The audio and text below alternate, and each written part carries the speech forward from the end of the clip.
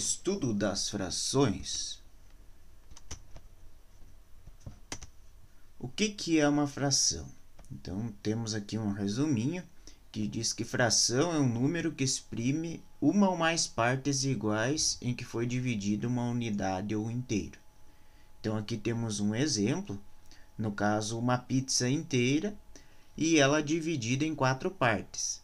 Importante que essas 4 partes foram divididas de mesmo tamanho. Então, cada parte dessa pizza vai representar uma parte das 4 divididas. Então, se nós comer uma dessas partes, nós vamos dizer que nós comemos 1/4 dessa pizza. Se nós comermos 2 partes dela, nós podemos dizer que comemos 2/4. 3 partes, 3/4. 4 partes, 4/4. E 4/4 é equivalente a uma pizza inteira. Então, o significado de fração significa dividir algo em partes iguais. Tem que ser partes iguais. Se forem partes diferentes, não vale. Então, posso dividir em 4, 5, 3, 2, a quantidade de partes que for desejada. E essas partes têm que ser iguais para poder fazer os cálculos de fração. Então, aqui temos mais alguns exemplos. Então, nessa primeira circunferência foi dividida em 4 partes, foi pintada uma parte, então essa parte pintada representa 1/4 da figura. Aqui foi dividido em 8, foi pegado e pintado 2 partes, ou seja, 2 partes de 8, então 2/8. Aqui uma parte de 4, 1/4, e aqui 4 partes de 16, então 4/16.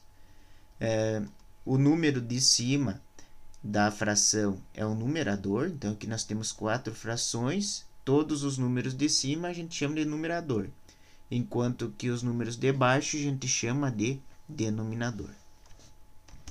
Vocês devem ter visto que eu li as frações, eu fiz a leitura delas aqui. Então, a leitura das frações tem que cuidar muito o denominador. O numerador, a gente lê normal, 3, porém, o denominador a gente vai ler conforme o número. Então, aqui quando é número 2, no denominador, a gente vai ler 3/2. O de cima a gente lê normal, o de baixo que muda. Quando é 3 embaixo, a gente lê 2/3. Quando é 4, a gente lê quartos, 3/4. Quando é 5, quintos. 6 sextos, 7 sétimos, 8 oitavos, 9 nonos. Então, o número de cima, vejam que sempre é falado a mesma coisa. 5, 5, 7, 7, 1, 1, 5, 5. Porém, o de baixo não vai poder ser dito como a gente lê ele. A gente não vai poder dizer 5 dividido 5, 6. Não, 5, 6 fica algo muito estranho. Então, a gente vai dizer 5 sextos, 4 sétimos e não 4 setes. Então, 4 sétimos. Então, leitura de fração tem esses cuidados. Até o 10 a gente lê dessa forma. Nas potências de 10, daí nós vamos ler assim, 9 décimos. Então, quando for 10 no denominador, a gente lê décimos. Se for 100, a gente vai ler centésimos. Se for 1000, a gente vai ler milésimos. Então, aqui 23 milésimos. E toda fração pode ser representada em número decimal, número com vírgula. Então, se a gente pegar e dividir o 9 por 10, nós vamos chegar a 0,9. 37 por 100, a gente vai chegar a 0,37. A mesma coisa nós poderíamos ter feito aqui, né? Mas é muito importante o cálculo de fração e algumas contas é mais fácil de resolver nesse formato, ao invés de estar na forma decimal, na fórmula com vírgula. Passou do 10, nós vamos encontrar o 11, o 12, o 13, o 14.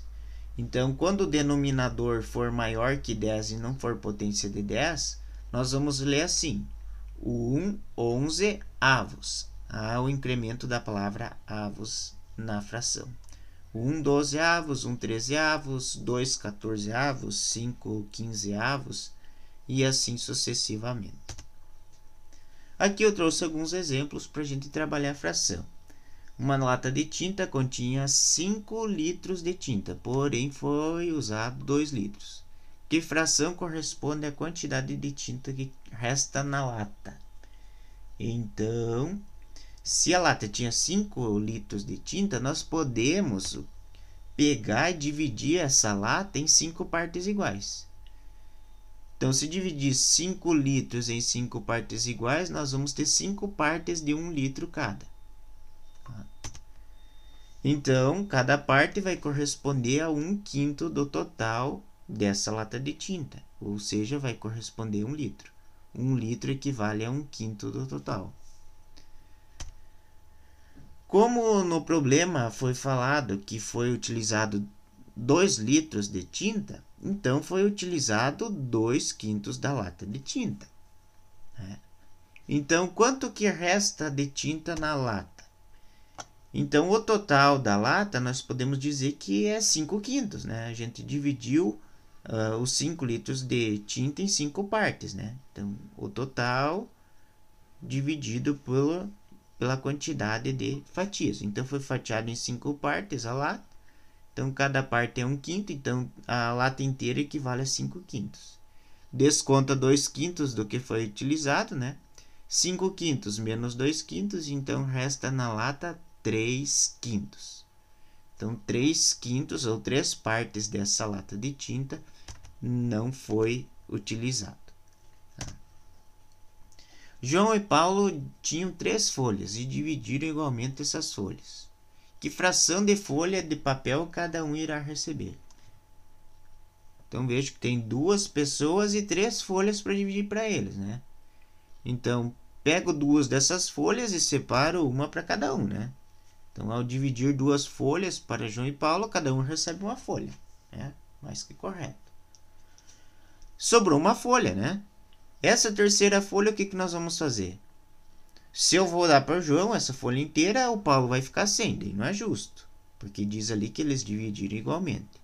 A mesma coisa, se eu der essa folha para Paulo, João vai ficar sem. Então, o que nós vamos ter que fazer? Nós vamos ter que dividir a terceira folha. Pegar a folha e temos que partir ela. E vamos ter que partir de forma igualmente, né? Para que fique a mesma quantidade para cada um. Então, nós vamos dividir essa folha em 2 partes iguais. Nós vamos dividir a folha ao meio. Então, cada um receberá uma folha inteira mais meia folha. Meia folha da terceira folha, né? Então, matematicamente, cada um receberá uma folha inteira mais a metade dessa terceira folha. Ou seja, a fração que cada um irá receber vai ser 3/2. Opa, mas como 3/2? Se um vai receber 1, o outro vai receber 1/2. Como que vai dar 3/2? Bom, como as folhas foram divididas em 2 partes, cada parte representa 1/2.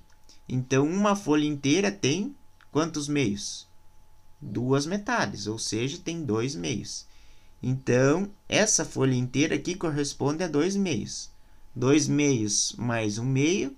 Então, quantos meios vai dar? 3/2. Então, cada um vai receber 3/2. Juntando os 3/2 de João mais os 3/2 de Paulo, vai dar 6/2. 6 metades. 6 metades, se vai montar em folhas, quantas folhas vai dar? 3 folhas. Então, aqui, voltando ao princípio. A parte pintada representa que fração do retângulo maior ABCD? Então, nós temos um triângulo ABCD e está querendo saber essa parte pintada aqui, que fração que corresponde a ela. Para resolver esse problema, então, devemos pegar e verificar 2 coisas. Então, primeiro, nós vamos ter que ver em quantas partes o desenho foi dividido. E também nós vamos ter que ver quantas partes foram pintadas desse desenho.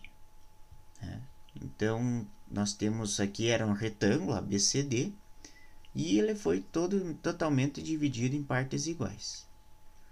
Então, devemos contar quantas partes foi dividido esse retângulo.